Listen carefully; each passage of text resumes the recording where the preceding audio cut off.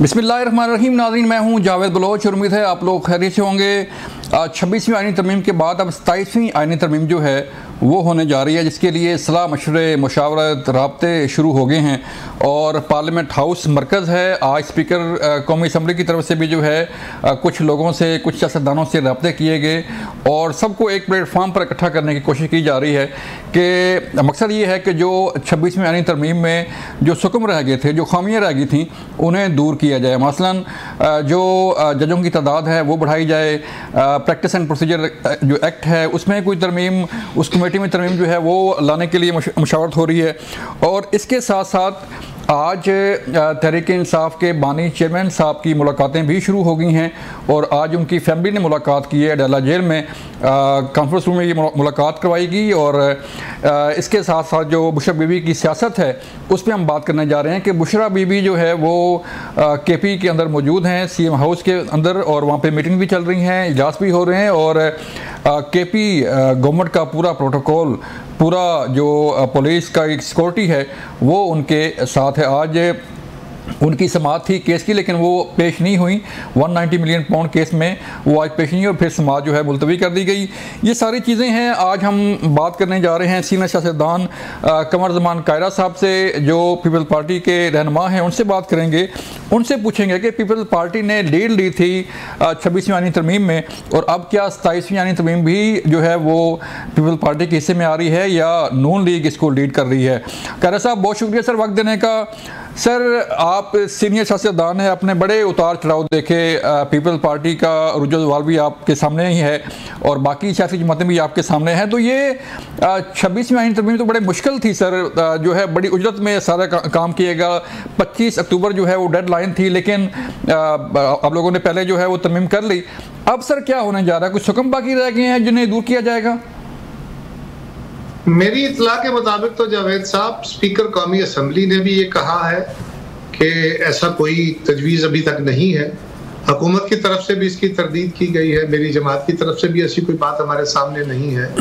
ये एक मुलाकात मियाँ साहब की और बिलावल साहब की हुई, उसके ऊपर कोई शुरलियाँ चली ऐसे जैसे चलती है सोशल मीडिया की, और उसको हमने खबर समझ लिया। अभी तक मेरा ख्याल है ये एक बहुत संजीदा डिबेट है और इसको तब करना चाहिए जब हुकूमत की तरफ से कोई अंदिया मिले। अगर अंदिया नहीं है तो फिर ऐसी जल्दी क्या है, और जब हुकूमत इस पर मुशावरत करेगी तो आपके सामने आ जाएगा। लेकिन सर, जो देखें ना, अभी ये जो खामियों की बात हो रही है तो जारी बात है, जो 16 जज हैं सुप्रीम कोर्ट ऑफ पाकिस्तान के, उसमें से 5 जज जो है अगर निकाले जाएंगे आईनी बेंच के लिए तो फिर बाकी जो है वो तादाद कम हो जाएगी। इसलिए कहा जा रहा है कि शायद जो है जज साहबान की तादाद जो बढ़ाई जाए। मैं कह रहा हूँ ना जी, अगर कोई ऐसी सूरत हाल होगी तो वो सामने आ जाएगी। जब आएगी तो उस पर बहस कर लेंगे कि ये अच्छा अमल है नहीं है। अभी इसके ऊपर एक मफरूजे के ऊपर जिसको गवर्नमेंट भी, जो स्पीकर भी, इसको बाकी इत्तेहादी जमातें भी, सब इसको इनकार कर रही है और हम इसके ऊपर एक मुबाहिसा शुरू कर दें, वो भी सोशल मीडिया किसी शुरली पे। ठीक ठीक ठीक। लेकिन 26वीं आईनी तरमीम पर चले बात कर लेते हैं सर, कि 26वीं आईनी तरमीम पर जो है वो जारी बात है, अमल दरामद शुरू हो चुका है और सुप्रीम कोर्ट में भी जो है वो कई केसेस रेफ़र किए जा रहे हैं आईनी बेंच की तरफ। तो आप समझते हैं कि जो मकसद था इस आईनी तरमीम का, आपको लगता है कि ये पूरा होगा? सर, इसीलिए किया है ना, ये तरमीम तो इसीलिए की गई है। अब ये अप्लाई होगी, ये बेंच काम करेगा, ये प्रैक्टिस होगी तो पता चलेगा कि ये जो काम किया गया है, ये इससे फ्रूट्स आए हैं कि नहीं आए, ये बेहतर हुआ है कि नहीं हुआ, जो इसके साथ तवक्कुआत वाबस्ता थी वो पूरी हुई है कि नहीं। ये तो जब अमल होगा तो तब ना। भी बेंच का स्क्रूटनी हुआ, इसके बारे में क्या कहा जाए। आज मैं पॉजिटिव हो सकता हूँ, हाँ, हमने एक मुस्बत ज़हन से काम किया है कि इससे अच्छे समरात आएंगे, अल्लाह करेगा ऐसे ही होगा। लेकिन कायदा साहब, चलें इससे आगे बढ़ते हैं सर। बुशरा बीबी साहबा जो है वो रिहा हो गई और रिहा होने के बाद जो है वो सीधी पेशावर पहुंची है। पेशावर में ज़ाहिर बात है उनकी मीटिंग भी हो रही है, सारी KP गवर्नमेंट जो है उनके साथ है। तो आपको लगता है जैसे ये चिमगोइयाँ हो रही हैं, जैसे मैं चिमगोइयाँ कहूँगा या ज़राए से बात भी कर सकता हूँ कि आज भी खबरें चल रही हैं कि उनकी कोई डील हुई है, कोई उनके खिलाफ कोई और मुकदमा नहीं दर्ज हुआ, आज उन्हें पेशावर हाई कोर्ट से जो है वो बेल भी मिल गई कि उन्हें जो है वो गिरफ्तार ना किया जाए। तो ये सारी चीज़ें सर किस तरफ जा रही हैं? क्या कोई तहरीक इंसाफ के साथ कोई राब्ते रवाबत या कोई गवर्नमेंट के साथ या आप लोगों के साथ कोई ओपन डोर या कोई बैक डोर जो है वो चैनल चल रहा है? मेरे इल्म में तो नहीं है जी। मैं किसी मफरूजे पे बात नहीं किया करता, मेरे इल्म में नहीं है। लेकिन ये लोग अज्यूम कर रहे हैं कि उनके खिलाफ जो केसेस थे उनको बेलें मिली हैं। काफी अरसा उनको हो गया था, बेल उनको वैसे भी अगर दे दी अदालत ने तो फबेहा।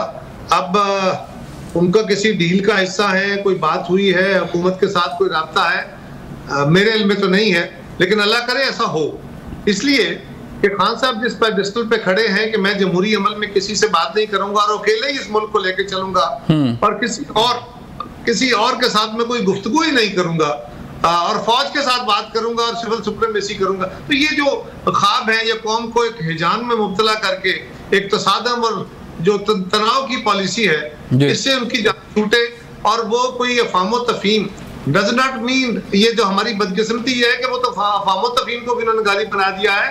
एक दूसरे को बर्दाश्त करने को तो चले, सियासी कुव्वतें आपस में बैठेगी तो ये कहां से इलाहियाती कानून लेके आ गए खान साहब कि मैं ही मसीहा हूं, मैं ही सारा कुछ हूं। ऐसे चलेगा नहीं। उनको चाहिए कि वो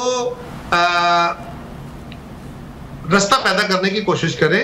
रास्ते से मुराद ये नहीं है कि अपने असूल छोड़ दें, बल्कि सियासी कुव्वतों के साथ बैठें और वे फॉरवर्ड को ड्राफ्ट करने की कोशिश करें, को डिजाइन करें, को निकलने का बाद रास्ता पैदा करें। लेकिन खैर साहब आपकी इसी बात पे जो है ना वो अच्छी बात हुई कि जो 26वीं आईनी तरमीम हुई उसमें भी तहरीक इंसाफ जो है वो मशावरत का हिस्सा बनी। उन्होंने मौलाना फजल रहमान साहब से भी काफ़ी मीटिंग्स की, पार्लियामेंट में भी उनका किरदार एक रहा, गो कि वो हिस्सा नहीं बने, वॉकआउट करके थे। लेकिन अब इससे लग रहा है आपको कि कोई इन फ्यूचर जो है वो कोई रस्ते खुलेंगे? क्योंकि तहरीक इंसाफ के बानी चेयरमैन साहब तो फरमाते हैं कि पीपल पार्टी भी चोर है, नून लीग भी चोर है, जैसे आपने कहा कि वो बिल्कुल खुद मसीहा बनते हैं। तो कुछ हालात लग रहे हैं ऐसे कि वो पीछे हटेंगे, कोई पॉलिसी चेंज होगी? देखिए, मैं तो दुआ कर सकता हूँ, उम्मीद कर सकता हूँ, बेहतरी का वाहिद रास्ता ये समझता हूँ, इसलिए इसके लिए दुआगो हूँ, कोशां हूँ, हर वक्त बात करता हूँ। अल्लाह करे उनको ये समझ आ जाए और वो कर ले। लेकिन कायदा साहब एक और चीज़ जो बड़ी तशवीशनाक है कि पहले जो है वो अमेरिका से करारदाद आती है और फिर हमारी पार्लियामेंट में भी एक करारदाद जो है उसके अगेंस्ट पास हुई कि हम खुद मुख्तार मुल्क हैं पाकिस्तान और कोई भी पार्लियामेंट या मुल्क जो है वो हमारे अंदरूनी मामलात में मुदाखलत नहीं कर सकता। अब सर मामला एक और आ गया कि ख़त लिखा गया है, अमेरिकी कांग्रेस मैन जो हैं उन्होंने ख़त लिखा है और जो बाइडन तक वो पहुंच भी गया है। उसका जवाब जब रात को जो है वो स्पोक्समैन की थी प्रेस कॉन्फ्रेंस के मुनासिब वक्त पर जवाब दिया जाएगा। तो ये क्या वतीरा है सर के बाहर बैठ के लॉबिंग फंड हायर की जाएँ और फिर जो है वो यहाँ पे प्रेशर डाला जाए पाकिस्तानी गवर्नमेंट पर? ये पीटीआई का और बिलखुसूस इमरान खान साहब का एक खास मिजाज ये है सियासत के अंदर जब से वो आए हैं। एक तो वो तसादम और तनाव की पॉलिटिक्स को दूसरे को गाली दे के अपने आप को मसीहा साबित करके और उसके ऊपर सोशल मीडिया का एक बम्बार करके सब कुछ वो अपने आप को मरकज में रखना चाहते हैं और इसमें अभी तक वो काफी कामयाब रहे हैं, लेकिन इसका मुल्क को शदीद नुकसान हुआ है। दूसरा ये है कि वो अपने मकसद के लिए किसी भी सतह तक जा सकते हैं। ठीक है, उनको अपना मकसद था तो उन्होंने चाइनीज सदर के दौरे को बर्बाद कर दिया। उनका अपना मकसद था सियासी मकासद हसूल के लिए, तो उन्होंने ये जो इस वक्त कॉन्फ्रेंस हुई पिछले दिनों उसके अंदर भी एहतजाज कराने की पूरी कोशिश में पूरी कॉन्फ्रेंस के अंदर कोशिश की। इसके अलावा भी मुख्तलिफ मुल्कों के साथ पाकिस्तान के ताल्लुकात में खराबी पैदा करा ली क्योंकि वो उनकी पॉलिटिक्स को सूट करता था। तो खान साहब का ये मिजाज जो है ये अफसोसनाक है कि वो अपने मकसद के लिए पाकिस्तान के ऊपर भी ज्यादा लगे तो उनको परवाह नहीं होती। अमेरिकी सदर को अगर सेनेटर्स ने खत लिखा है, मेरा नहीं ख्याल कि अमेरिकी एडमिनिस्ट्रेशन इस पे कोई तहर्रुक करेगी, ये पाकिस्तान का अंदरूनी मामला है। लेकिन जिस सतह पे उनके साथियों ने इस ड्रामे को इस तमाशे को शुरू किया हुआ है पाकिस्तान के अंदर भी, अब देखिए ना उनकी हमशीदा आती हैं या उनके एक वकील साहब जिनको अब उन्होंने निकाल दिया है अपने पार्टी से, वो उन्होंने पहले कहा, अब उनकी हमशीदा आई, उन्होंने कहा कि जी मेरे भाई को छोटे से कमरे में रखा गया है, बिजली नहीं है, उनको खाने में कुछ चीजें ऐसी दी गई हैं, उनको वॉमिटिंग हुई है। अच्छा, मुझे नहीं समझ कि वो खान साहब से कहाँ मिली है, क्या उनके सेल में गई थी? क्योंकि नॉर्मली सेल में तो नहीं जाने देते। नॉर्मली तो ये होता है कि गेट के बाहर कहीं वो उनकी मुलाकात कराई जाती है किसी दफ्तर के अंदर, लेकिन अगर वो दफ्तर में बैठी हैं तो उनको खान साहब ने कहा है तो फिर खान साहब के तो वकला भी जाते हैं उनके तो चेयरमैन भी पिछले दिनों उनके मिल के आए हैं, उनकी टीम सारी मिल के आई है। उनको ही कहा होता खान साहब ने, उनके सेक्रेटरी जनरल भी थे, उनके चेयरमैन भी थे। उसके अलावा आपके साफी भी जाते हैं, जो उनकी तारीखें होती है खान साहब की, उस पर तो मीडिया भी जाता है। तो मीडिया ही बता देता कि जनाब खान साहब के साथ तो ये कुछ हो रहा है, खान साहब ने हमें बताया है। तो ऐसी कोई बात मीडिया से, जेल से, या जो जज, जो डॉक्टर साहब गए थे या अदालत के कहने पे उनकी तरफ से कोई बात आई हो, ऐसी तो कोई बात नहीं। हाँ, ये ऐसे ही थी, ये सोशल मीडिया की शुगलियां या उनकी हमशीरा की एक गुफ्तगू आई है, जहां तक मेरा इल्म है। इससे ज्यादा तो बात नहीं है। लेकिन हुकूमत को चाहिए ये कि इस मामले को तमाशा बनने से पहले, ये तमाशा वो बनाएंगे, उससे पहले उन्हें चाहिए कि इसका कोई रास्ता पैदा करे। मेरी तजवीज है, हो सकता है ये मुनासिब हो सकता है ना हो, लेकिन अगर गवर्नमेंट ये कर ले कि किसी जज साहब को विजिट करा दे, उन्हें कहे जी आप जाके विजिट कराए, 2-4 कोई साफी आपकी तंजीमों की तरफ से चले जाए, वो विजिट कराए, या इस तरह का कोई कि उनका जो सेल है, जो मेरी इत्तला है, उनको एक सेल है जहाँ पे वो रहते हैं, जहाँ उनको सारी किताबें भी अवेलेबल है, उनको मर्जी का खाना भी मिलता है। अभी पिछले दिन उसकी तफसील भी आई थी।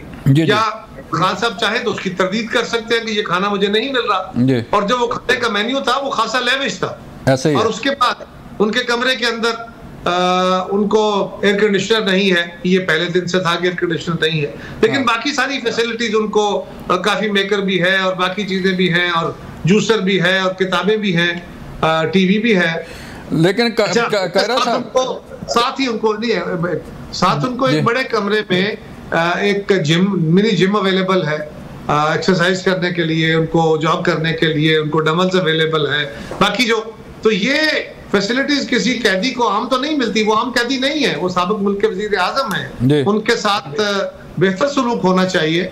लेकिन अगर कोई ऐसा है तो मेरा ख्याल है कि हमारे दोस्तों को लेकिन कायरा साहब आप खुद सियासी वर्कर हैं, आपने कई वज़ीर आज़म को जो है वो कैद में देखा है, जेल में देखा है। जरदारी साहब जो है वो जेल में रहे, बीबी शहीद जो है वो उन्होंने जेल काटी, नवाज शरीफ ने जेल काटी। तो कोई अगर हम काबिल जायज़ा लें कि ये कैसा कैदी है और वो कैसे कैदी थे जो सहूलियातें नहीं दी जा रही हैं, वो तो आपके सामने हैं। उन्होंने तो कभी ये शिकायतें और शिकवे नहीं किए थे कि मुझे खाना फला नहीं मिल रहा और मेरे साथ ये कुछ हो रहा है। हालांकि उनके साथ बहुत कुछ हो रहा था और उनको सोने भी नहीं दिया जाता था। हमारे तो एक वक्त में मुस्लिम लीग के भी 10-12 लोग मेन सारे, और वो भी ट्रायल के अंदर बहुत मौजूद थे, और उनको जेलों में रखा गया और 2-2, 3-3 साल रखा गया, और उनके साथ उनके ऊपर बड़े शदीद हालात में रखा गया। आपको याद होगा मोहतरमा फरियाल तालपुर साहिबा को ऐसे ही एक केस में एक FIR के नतीजे में FIR दी गई, और उसके बाद उनको वहां से उठा के ईद वाली, यानी शबरात जो जिसको कहते हैं हम, चांद रात, चांद रात को उनको रात को 7-8 बजे जेल बंद होने के बाद उनको गिरफ्तार करके अस्पताल से कहा गया इनको जेल में शिफ्ट करना है। वो किसी खास इंस्ट्रक्शन पे था, वो भी किया गया। जो हुआ वो गलत हुआ। आज उसके बदल में ये नहीं होना चाहिए जो इल्जाम है, अगर है तो बहुत गलत है। लेकिन इसको गवर्नमेंट को चाहिए कि इसको वंस फॉर ऑल इसकी एक सूरत हाल को वाज़ेह करा देना चाहिए।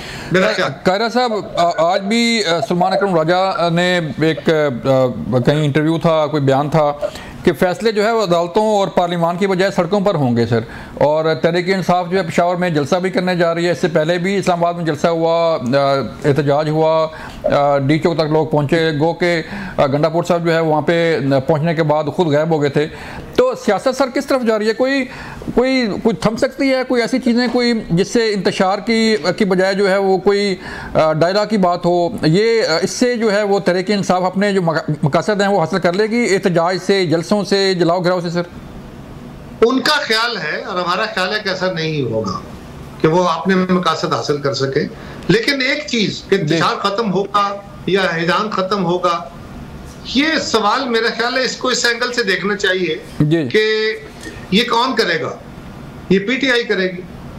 PTI की पॉलिटिक्स क्या है?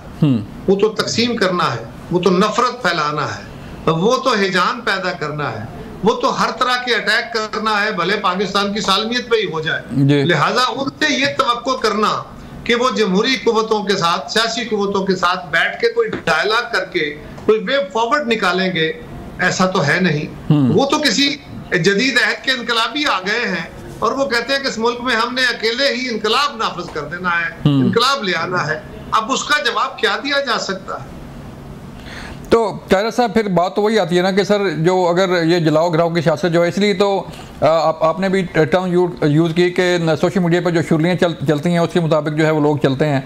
तो आप इत्तेहादी हैं गवर्नमेंट का सर, और आप ख़ुद भी सोशल मीडिया यूज़ करते हैं, तो क्या कोई ऐसे कवानीन, क्या ऐसी कोई चीज़ें जो है वो सामने आनी चाहिए कोई कि जो सोशल मीडिया को जो वल्गर चीज़ें हैं, जो गैर कानूनी चीज़ें हैं, उनको रोका जा सके? सर मैं तो जी पहले दिन से इस बात का हामी हूं कि ये जो वल्गैरिटी है जी, या एक ऐसा झूठ का जो तूफान है जिससे आप लोग इतना झूठ बोले कि लोगों को सच लगने लगे और लोग उस पर अपना ओपिनियन मेक करें और वो सोसाइटी के अंदर एक बर्बादी का दास्तान लिख जाए, ऐसा नहीं होना चाहिए। ऐसा नहीं होना चाहिए। इसकी रुकावट के लिए तो कोशिश करनी चाहिए, कानून बनने चाहिए। हम आज़ाद मुआशरा हैं, हमें मुकम्मल तौर पे आज़ादी इजहार होना चाहिए, लेकिन वो आज़ादी जो यूरोप के अंदर है वो आज़ादी क्या हम हासिल कर सकते हैं? वहाँ तो उरिया तस्वीरें दिखाने की आज़ादी है, क्या आप आज़ादी इजहार की सूरत में ये कर सकते हैं? वहाँ और ऐसी दसियों चीज़ें हैं जिसको कोई बुरा नहीं समझा जाता वो उस मुआशरे के अंदर, क्या हमारा मुआशरा उसको बर्दाश्त कर सकता है? तो मैं कोई ये नहीं कि ऑर्थोडॉक्स हूँ, मैं बिल्कुल एक लिबरल आदमी हूँ, लेकिन कुछ चीजें वो हैं जो हमारी और यूरोप की मुख्तलिफ है। हाँ, हमारे दरमियान भी कुछ लोग ऐसे हैं जो अल्ट्रा मॉडर्न हैं, जो अपने आप को समझते हैं कि वो यूरोपियन स्टैंडर्ड पे जिंदगी गुजारनी चाहिए। तो मेरा ख्याल है कि हर समाज की अपनी कुछ वैल्यूज है, आजादी भी होनी चाहिए, इल्म भी होना चाहिए, जदीद टूल्स तक रसाई भी होनी चाहिए, लेकिन अगर कोई मिसयूज हो रहा है या आपके कल्चर के या आपके मजहब के खिलाफ हो रहा है, जो आपकी सोसाइटी को खराब करता है, उसको तो वैसे आपने रोकना है। और ये सिर्फ हम नहीं, दुनिया के बहुत सारे ममालिक उसको रोकते हैं। कादर साहब, एक और क्वेश्चन सर जाते जाते मैं पूछूंगा कि अभी कादी फैसल साहब के बाद जो है वो नए चीज़, जैसे पाकिस्तान, जैसे याहिया अफरीदी साहब ने अपना चार्ज संभाल लिया है, कल फर्स्ट वर्किंग डे था, क्या तवक्कुआत हैं सर? कोई सुप्रीम कोर्ट में कोई बहुत बड़ी चेंज आई है, तो लगता है कि कुछ हालात बदलेंगे, कुछ केसेस जो है वो निपटाए जाएंगे, कोई लोगों को रिलीफ मिलेगा? देखिए, हुकूमत ने एक बड़े आसाब शिकन कोशिशों के बाद 26वीं तरमीम की है जी, और उस तरमीम से कुछ तवक्कुआत है कौम को भी, हुकूमत को भी। वो ये है कि वो पाकिस्तान के अंदर एक बेहतर जमहूरी निज़ाम को सपोर्ट करने के लिए एक आज़ाद अदलिया का माहौल आएगा और लोगों को इंसाफ, तेज इंसाफ, सस्ता इंसाफ देने के लिए सुप्रीम कोर्ट अपना काम करेगी, कॉन्स्टिट्यूशनल बेंच अपना काम करेगा। और ये जो इस वक्त हुकूमत के और अपोजिशन के साथ जज साहबान की भी कुछ तकसीम की खबरें और इस तरह के तासर हैं, ये भी दूर हो पाएंगे। जो हमारे मौजूदा चीफ जस्टिस हैं वो इस हवाले से बहरहाल एक नुमाया हैसियत रखते हैं कि उन्होंने अपने आप को किसी भी तरफ असाइड नहीं होने, अलाइन नहीं होने दिया, वो न्यूट्रल रहे हैं। अल्लाह करे कि वो सब जज साहबान को इस बात पे कायल कर सके कि उनको अपनी जाती अनाओं से, अपनी शख्सी जो एक अना का शिकार लोग हो जाते हैं, उससे ऊपर उठ के उनको सुप्रीम कोर्ट का, आला अदलिया का वो वकार बहाल करना चाहिए जो दूसरों को देखने के लिए, दूसरों को चेक करने के लिए, उनके इक़दामात के ऊपर जजमेंट पास करने के लिए जिस तरह की आजाद और बिल्कुल आला दिमाग अदलिया चाहिए, जो तासुबात से भी और जज्बात से भी पाक हो, वो अदलिया हमारी वहां उठ के अपने आप को साबित कर सके। चलें, बहुत शुक्रिया कमरुज़्ज़मान कायरा साहब हमें वक्त देने का। नाज़रीन, मुझे यहाँ लेने एक ब्रेक, मिलते हैं ब्रेक के बाद। वेलकम बैक नाज़रीन, हम बात कर रहे थे कि सुप्रीम कोर्ट में जो नई तब्दीली आई है, जैसे याहिया अफरीदी साहब ने चार्ज संभाला, उसके बाद क्या चेंज आ सकती है, सियासत में क्या चेंज आ सकती है, तहरीक इंसाफ किस तरफ जा रही है, ये वो मुख्तलिफ सवालात हैं जो तहरीक इंसाफ के साथ भी जुड़े हुए हैं और मुख्तलिफ जमातों के साथ भी जुड़े हुए हैं। इसके लिए मैं ज्वाइन किया है आज शुएब शाहीन साहब ने, सीनियर कानूनदान भी हैं और सीनियर रहनुमा हैं तहरीक इंसाफ के, उनसे बात करने जा रहे हैं। शुएब साहब, बहुत शुक्रिया सर वक्त देने का। सर, एक तो बताइएगा कि आज कल पहला वर्किंग डे था जैसे याहिया अफरीदी साहब का, उन्होंने अपने ओहदे का चार्ज संभाला, फुल कोर्ट इजलास भी था कल। क्या चेंज आपको नज़र आ रही है जैसे याहिया अफरीदी साहब के आने से, और क्या जो पेंडेंसी है केसेस की, जो केस पेंडिंग हैं वो निपटाए जाएंगे, लोगों को रिलीफ मिलेगा? देखिए, एक बात होता है कि काजी फाइसा के बाद बहुत पॉजिटिव तब्दीली आएगी जी। खा कोई भी जज हो, चीफ जस्टिस जो मौजूदा जस्टिस याया अफरीदी साहब हैं, लेकिन कल के अगर एलानिये को अगर आप देखें जी तो इससे एक बात इंडोर्स होती है, 19 के 19 जजेस ने एतमाद का इजहार किया है उस पॉलिसी और प्लान के ऊपर जो जस्टिस मंसूर अली शाह साहब ने बनाया है, अच्छा, to dispose of the cases. इससे आप अंदाजा लगाएं, एक सीनियर प्यूनी जज, सीनियर मोस्ट जज ऑफ द सुप्रीम कोर्ट, अगर वो चीफ जस्टिस होते तो पाकिस्तान का निज़ाम इंसाफ ज़्यादा बेहतर तरीके से आगे काम करता। दूसरी बात, काजी फाइसा ने जो बदतरीन किस्म की नाइंसाफ़ी की है उसके ऊपर न सिर्फ पाकिस्तान के आम आदमी बल्कि हमारे जो जूरिस्ट हैं, पढ़े लिखे लोग हैं, इंटेलेक्चुअल्स हैं, मीडिया के लोग हैं, उन्होंने शदीद तनकीद की है और उनके दौर को निज़ाम इंसाफ का बदतरीन दौर डिक्लेयर किया है। और इस तरीके से ये एक बात वाज़ेह है कि जस्टिस याया अफरीदी साहब ने तकसीम के उस तासुर को या एक्चुअल जो तकसीम थी उसको एक लिहाज से ख़त्म किया है, जुडिशल कौंसिल की तारीख रख दी है और पाकिस्तान के तमाम जो सुप्रीम कोर्ट जो सबसे बड़ा इदारा है निज़ाम इंसाफ का, उसको एक पॉजिटिव, एक मस्बत पैगाम दिया है कि वो एक बेहतरीन न सिर्फ जज हैं बल्कि वो एक ओपन माइंडेड होकर बैठेंगे और चीज़ों को दुरुस्त समत में लेके जाने का इरादा रखते हैं। ठीक है शुएब साहब, एक और चीज़ जो सामने आ रही है कि कहा यह जा रहा है कि जो 26वीं आईनी तरमीम है उसमें कुछ सुकम रह गए थे, कुछ खामियां रह गई थी, उन्हें दूर करने की कोशिश की जा रही है। ऑल्दो गवर्नमेंट जो है वो उसे तस्लीम नहीं करती कि ऐसी कोई बात नहीं, लेकिन ये भी एक चीज़ सामने आ रही है कि अगर आईनी बेंच बनेगा, 5 जज जो है उसमें चले जाएंगे सुप्रीम कोर्ट के, तो बाकी जो जज हैं उनकी तादाद कम हो जाएगी। इसलिए कहा जा रहा है कि जो सुप्रीम कोर्ट के जज साहबान हैं उनकी तादाद बढ़ाई जाए, 17 से जो है वो 23 कर दी जाए। तो अगर ऐसा होता है सर, तो तहरीक इंसाफ का क्या मौक़िफ़ है और तहरीक इंसाफ कहाँ खड़ी होगी? देखिए, पहली बात यह है कि इन्होंने जल्दबाजी में ये जो आईनी तरमीम की है इसके पीछे बेईमानी छुपी हुई है, इसके पीछे डिसऑनेस्टी है और बदनीयती है। बदनीयती ये है कि ये किसी सूरत इंडिपेंडेंट जजेस को एक्सेप्ट करने को तैयार नहीं है। ठीक है, रात की तारीख में 25 तारीख से पहले करना मजबूरी भी है और ज़रूरी भी है बकौल की लीडरशिप के।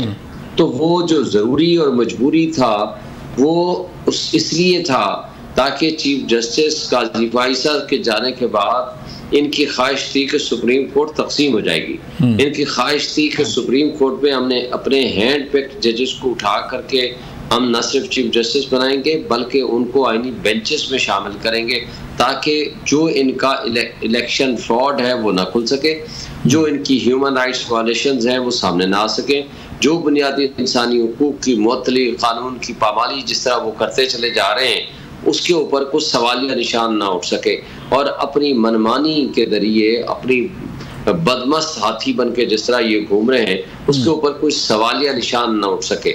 और उसको कवर अप करने के लिए अब जुडिशल कमीशन में अपने बंदों को भर दिया इन्होंने। अब इनकी ख्वाहिश ये है कि किसी तरीके से हम सुप्रीम कोर्ट में आईनी अब जब बेंचेस बनाने से पहले 5, 6, 7 जजेस और इसके अंदर ऐड करें अपनी पसंद के, और वो लोग जो एस्टेब्लिशमेंट के और इन कठपुतली हुकूमत के लिए नरम रवैया रखें और इनकी बदमाशियों को वो सरफे नज़र कर दें और काजी फाइसा की जिनके अंदर झलक नज़र आती हो, इस तरह के जजेस को हम भरने के बाद फिर उनको आईनी बेंचेस में बिठाएं ताकि इनके जो काम है वो धंधा चलता रहे। That is their ill intention. चूँकि 26वीं आईनी तरमीम अभी चैलेंज हो गई है, अनटिल एंड अनलेस उसका फैसला ना हो जाए इनको कोई और किसी तरह की सो कार तरमीम की तरफ जाना नहीं चाहिए, इसलिए कि ये इलेजिटिमेट असम्बली है, ये नाजायज असम्बली है, लेकिन इसलिए कि इसको मैंडेट नहीं हासिल है कि ये कोई इस तरह की आईनी तरमीम कर सके। शुएब साहब, ये भी तो बात है ना, वज़ीर कानून ये कहते हैं कि आईनी तरमीम जो है वो चैलेंज नहीं हो सकती। क्या ऐसे ही आप कानून के भी माहिर हैं? जावेद बलोच साहब, देखें, आईनी तरमीम इन रूटीन नॉर्मल सर्कमस्टांसेस में हूँ तो वो चैलेंज नहीं हो सकती। जी जी, लेकिन जो बेसिक स्ट्रक्चर है हमारी आइन का या दुनिया का कोई भी आइन हो, आज़ाद अदलिया के ऊपर कोई हर्फ जो है वो नहीं आ सकता। ये बेसिक कॉन्सेप्ट है। सर आप भी तो होंगे ना जुडिशल कमीशन में, तो जारी बात है तहरीक इंसाफ अपना वहाँ पे मौक़िफ़ रखेगी, और जो अगर आपके बकौल कोई गैर कानूनी काम होगा या कोई ऐसी चीज़ होगी तो तहरीक इंसाफ के पास राइट तो है ना कि अपना वो बात करे। देखिए, एक है बात करने का हक, मैं बात यहाँ कर रहा हूँ ना आपके सामने, लेकिन एक है मैं जीत के बाहर बैठा हुआ हूँ। इनकी बेईमानों की वजह से 1,05,000 वोट लेके मैं असेंबली से बाहर बैठा हूँ, और जिसने 50,000 वोट नहीं लिए वो असेंबली के अंदर बैठा हुआ है। ये है बदमाशी। मैं बात बाहर बैठ के कर रहा हूँ, अंदर बैठ के कर रहे हैं। जुडिशल कमीशन में मेरे 2 अफराद हैं, मेजॉरिटी इनकी है। इन्होंने जो है अपनी मेजॉरिटी भर के ये तस्वर करें कि नहीं जी मैं वहां जाकर बात तो कर सकता हूँ असेंबली में, मैं बात कर सकता हूँ, मैंने बात की है, मेरी पार्टी ने भी बात की है, लेकिन उसका ये मतलब नहीं है कि असेंबली के अंदर जाकर के इन्होंने जिस तरह कठपुतलियों को एक जाली कागज के जरिए, election commission, fraud election commission के जरिए, करप्ट ब्यूरोक्रेसी के जरिए, काजी फाइजा की सहूलतकारी लेते हुए जिस अंदाज से इन्होंने बेईमानी के जरिए इस असेंबली में इल्लेजिटिमेट लोगों को बिठा दिया है। नाजायज बच्चा तो कभी विरासत का हकदार नहीं होता, तो ये नाजायज असेंबली किस तरह ये पाकिस्तान के 25 करोड़ अवाम के हुकूक का वारिस बन सकती है? ये हो नहीं सकता जब तक के इलेक्शन फ्रॉड जो है वो, जो कि सिर्फ मैंने नहीं, हमने नहीं, पूरे पार्टी ने नहीं, पाकिस्तान के हर शख्स को पता है, हर मीडिया के पर्सन को पता है। इनकी बेईमानी के लिए ये जरूरी है कि जी मकबूलियत के लिए कबूलियत शर्त है, क्योंकि तुम होते कौन हो कि अवाम के 25 करोड़ अवाम के हकूक के ऊपर डाका डालते हुए कहते हो कि नहीं जनाब हम आ गए, क्योंकि हम मकबूल तो नहीं है, हमें लोगों ने वोट तो नहीं डाला, लेकिन हम कबूल हैं। इस बदमाशिया के खिलाफ जिहाद फर्ज ऐन है। खड़ा होना हर पाकिस्तानी का उसके ऊपर लाजिम और वाजिब है, इसलिए कि इन लोगों ने लोगों का न सिर्फ जीना हराम कर दिया है, लोगों का हक के हुक्मरानी छीन लिया है, जमहूरियत को दफन कर दिया है, आइन और कानून की पामाली कर दी है, और अब आखिरी वाहिद फोरम और इंसाफ का दरवाजा है उसके ऊपर अपने चौकीदार, बदमाश चौकीदार बिठा दिए हैं कि वहां से सिर्फ वो गुजर सकता है जिसको वो इजाजत देंगे। तो ये हमें काबिल कबूल नहीं है। बिल्कुल ठीक है, मुझे यहाँ पे एक ब्रेक लेनी है, मिलते हैं ब्रेक के बाद। Welcome back. शुएब साहब, एक और डेवलपमेंट हुई है कि जो तहरीक इंसाफ के बानी चेयरमैन साहब हैं उनकी मुलाकातें शुरू हो गई हैं और उनकी बहनों के साथ मुलाकात भी हो गई है। आप क्या खबरें आ रही हैं? अब मुतमईन है आप, जो सहूलतें आप कह रहे थे कि ले ली गई हैं या जो ज़्यादती की जा रही है अब जो है वो कम हो गई है या ख़त्म हो गई है? देखिए, इन बदमाशों का क्या भरोसा है कि जब चाहें मुलाकातें बंद कर दें, जब चाहें उस सेल की बिजली बंद कर दें, जब चाहें वो मुलाकातों पे पाबंदी लगा दें। ना कोई हवा, ना कोई रोशनी, ना कोई, यानी क्या कहते हैं अमेरिका की वो कौन सी जेल थी जहाँ वो दहशतगर्दों को उठा के ले जाते थे, वहां फेंक देते थे और कई साल परवाह नहीं करते थे। उससे ज्यादा बदतर सूरत हाल, मकबूजा कश्मीर से ज्यादा बदतर सूरत हाल इन्होंने पाकिस्तान में कर रखी है। वहां कहते थे कि शैम इलेक्शन है, वहां कठपुतलियों को मुसल्लत किया जाता है, उससे डबल कठपुतलियों को यहाँ मुसल्लत किया जाता है। वहां तो इंदिरा वो उसकी क्या नाम है जो प्राइम मिनिस्टर है, मोदी की पार्टी इलेक्शन हार गई है वहां। तो बात ये थी कि इसका मतलब है कि यहाँ से बेहतर इलेक्शन हुए हैं। वहां ह्यूमन राइट्स वायलेशंस की खबरें मिलती हैं, ठीक है मिलती होंगी, लेकिन जो यहाँ हो रहा है लोगों के चादर चार दीवारी की पामाली, आपने देखा है। आज इम्तियाज की भाभी ने आज जो प्रेस कॉन्फ्रेंस की है, वहां जो कुछ हो रहा है, जिस तरह के लोगों को उठाया गया, मारा गया, बीवियों को उठाया गया और उसके जरिए वोट इकट्ठे किए गए, और पिछले 2-2.5 सालों से जो कुछ हो रहा है, ये तो मेरा ख्याल है कि पाकिस्तान ने दुनिया की तारीख में इतनी बदतरीन फसाइयत और यजीदियत हमने नहीं देखी। लेकिन शुएब साहब, एक तो देखें ना, जारी बात है बशा बीबी जो है वो रिहा हुई बेल पे और वो चली गई पेशावर में, अब पेशावर मौजूद हैं, तो ये भी तो एक रिलीफ है ना सर कि उनकी बेल हुई, कोई हड्डर क्रिएट नहीं की गई और उन्हें जो है पेशावर जाने दिया गया और अब वहाँ पे वो बैठ के मीटिंग्स कर रही हैं। तो क्या कोई तहरीक इंसाफ को वो लीड करने वाली हैं बशा बीबी? कौन लीड करेगा सर? देखिए, वो घरेलू खातून है, उनका पार्टी से या पॉलिटिकल इश्यूज से कोई ताल्लुक वास्ता नहीं है। इस लिहाज से उनका कोई, इस लिहाज से कोई कंसर्न नहीं है। दूसरी बात जो आपने रिलीफ कही है, ये रिलीफ नहीं है, ये बदमाशिया की बदमाशी से अदालतों के जरिए वो जमानते हैं। मुझे बताएं 7 महीने लगे इद्दत वाले केस में निकाह का, जी आपने निकाह कर लिया, क्या हुआ उस केस का? वो 7 महीने मुझे बताएं एक बापर्दा खातून को जब तक के रिलीफ नहीं मिला अदालतों से, जब तक कि उनको बरियत नहीं हुई, इस बदमाशिया ने जिस अंदाज से उनके खिलाफ मुकदमा बनाया, उनको जेल में रखा, उसका जिम्मेदार कौन है? वो 7 महीने कौन वापस करेगा? फिर हम भी मरियम नवाज को जेल में डाल देते हैं कि तुमने भी वक्त से पहले निकाह पहले कर लिया था, बच्चे बाद में पहले पैदा हो गए। जो लोग बातें करते हैं हम नहीं करते, लेकिन हम ये कह देते हैं कि ठीक है जी 7 महीने बाद तुम्हें भी बरी कर देंगे।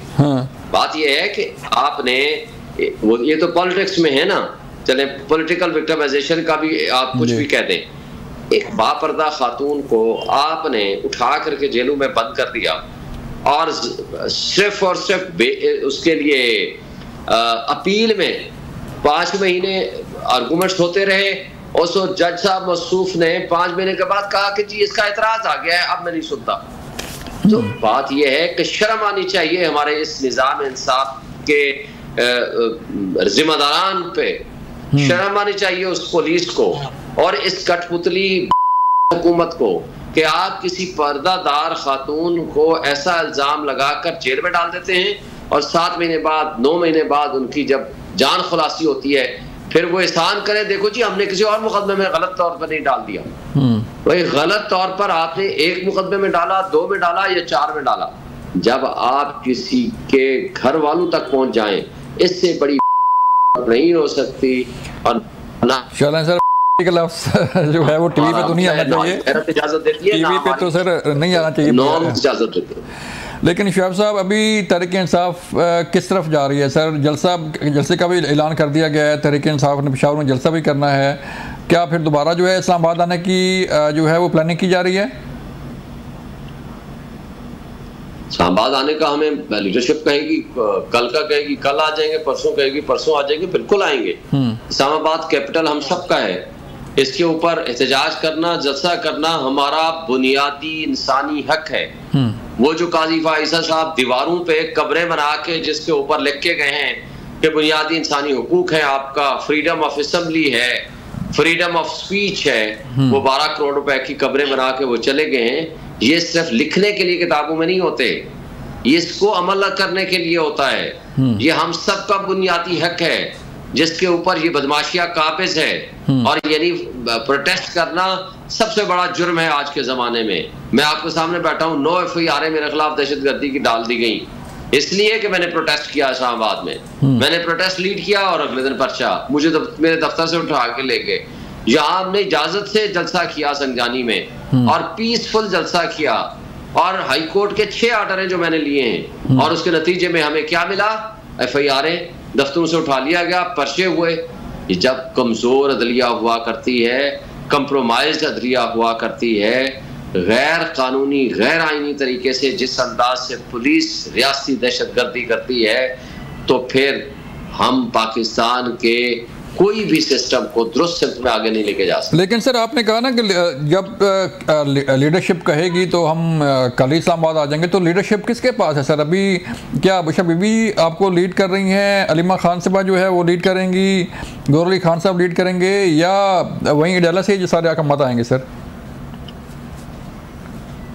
देखिए ये बात हम कह के थक गए हैं। मुझे नहीं समझ आती कि मीडिया हमारी बात में क्यों नहीं बिलीव करता। भाई बुशरा बीबी का सियासत से कोई ताल्लुक नहीं, अलीमा का, बाजी का, उस्मा का, उनकी बहनों का सियासत से कोई ताल्लुक नहीं। ये विरासती पार्टी नहीं है, ठीक है। ये जो कठपुतली, ये बदमाशिया बाकी पॉलिटिकल पार्टीज के लोग हैं, वो इसको विरासती पार्टी बनाने के लिए और अपनी तरह की पार्टी साबित करने के लिए ये अफवाहसाजी की फैक्ट्री लगाते रहते हैं। उनका इस पार्टी से कोई ताल्लुक नहीं है। हमारी एक डेमोक्रेटिक पार्टी है, हम फैसले करते हैं, तो पाकिस्तान की सबसे बड़ी पार्टी है, पॉलिटिकल हमारी कमेटी है, हमारी कोर कमेटी है और उसकी एंडोर्समेंट हम इमरान खान साहब से भी लेते हैं।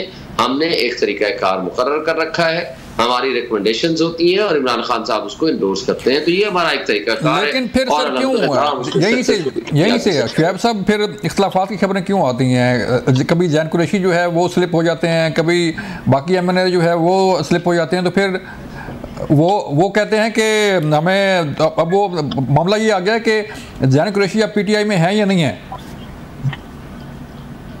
जैन कुरैशी पूरी तरह PTI में है। उनके साथ आखिरी 4 दिन राब्ता मुनक़ते हो गया था। तो जितनी बड़ी पोजीशन पे भी कोई होगा, अगर उसके ऊपर उंगली उठेगी तो उसकी तहकीकात करना हमारी पार्टी का बुनियादी हक है। हमने उनको शोकॉज़ नोटिस दिया, अब उसका फैसला इंक्वायरी के बाद होगा। ज़ाहिर है उनकी बीवी को उठाया गया, उसके बाद से उनको डिस्कनेक्ट हो गए। जब उनका जवाब आएगा पता चलेगा किसने उनको उठाया था, किनकी कस्टडी में था, क्या एक्चुअल पोजीशन थे, जो हालात होंगे उसके खिलाफ एक्शन लेंगे। तो सर बाकी डॉक्टर ज़रका और बाकी जो लोग थे उनका फिर क्या बनेगा सर? वो भी साथ हैं आपके? देखिए ना, मैं आपको बता रहा हूँ जी, जिस शख्स ने हमारी गद्दारी की है इमरान खान के साथ, PTI के साथ, उनके खिलाफ एक्शन होगा। आप जरा हिस्ट्री उठा लें। आपको याद है कि पीपल्स पार्टी में जुल्फकार अली भुट्टो का तख्ता उल्टा गया, उनकी शहादत हुई। मेरा ख्याल है जो ऑलमोस्ट कोई 2-4 का फर्क हो, 40 के करीब CEC के मेंबर थे, तकरीबन 37-38 छोड़ गए थे। लेकिन बेनजीर भुट्टो जब वापस आती है तो वो जुल्फकार अली भुट्टो के उस शहर को और पीपल्स पार्टी को नहीं तोड़ सके। सबसे बड़ा जलसा वो करती है लाहौर में, और वो इलेक्शन भी जीतती है 88 में। लेकिन ये तो जरदारी माफिया ने अपनी पार्टी को खुद खत्म कर दिया ना। पीपल्स पार्टी को जोर जबरदस्ती से खत्म नहीं कर पाए, उससे आगे चले। जब ये नवाज शरीफ को डील करके भाग गया था इस मुल्क में, तो उनके वतन से PMLQ पैदा की गई और सारे के सारे ये लोग भगोड़े बन गए और जा करके मुशर्रफ की गोद में बैठ गए। फिर नवाज शरीफ वापस आया तो फिर आ गए।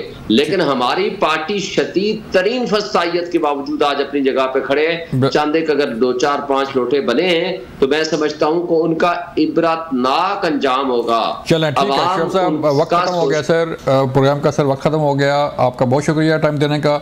नाज़रीन ये था आज का प्रोग्राम, अपना ख्याल रखिएगा। अल्लाह हाफिज़।